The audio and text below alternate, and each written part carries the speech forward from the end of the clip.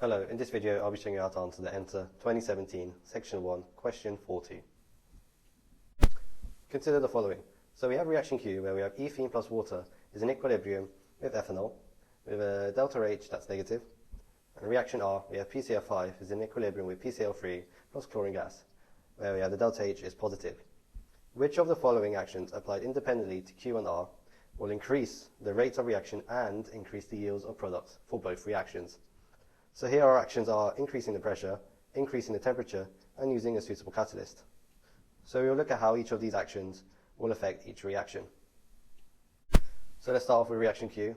But before we do so, we have to remember we're dealing with equilibria here, so we have to recall Le Chatelier's principle. So Le Chatelier's principle states that if a dynamic equilibrium is disturbed by changing the conditions, the equilibrium will shift in such a way to counteract the change. So let's look how increasing the pressure affects this reaction. So when we increase the pressure, the equilibrium will shift to the side with fewer moles of gas to produce less molecules. So here we have our equilibrium will shift to the right as we have fewer moles of product. So our yield of the product will increase. Now let's look at increasing the temperature. So increasing the temperature favors the endothermic reaction as it wants to absorb the heat to reduce the temperature. But we can see here that our forward reaction is exothermic and our backwards reaction is endothermic. So it will increase the rate of the backwards reaction. Therefore, our yield of reactants, not products, will increase. Now lastly, using a suitable catalyst. Well, catalyst only increases the rate, it doesn't actually affect the yield.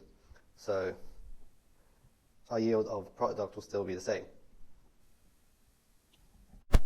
Now looking at reaction R.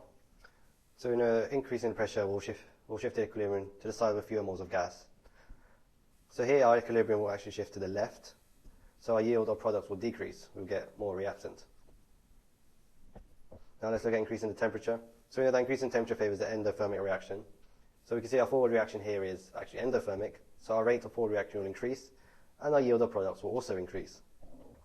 Also using suitable catalyst, well, this is the same as for reaction Q. It only increases the rate and not the yield. So our yield of product will still be the same. So we can see here that none of our actions apply both to Q and R. So our correct answer will be A.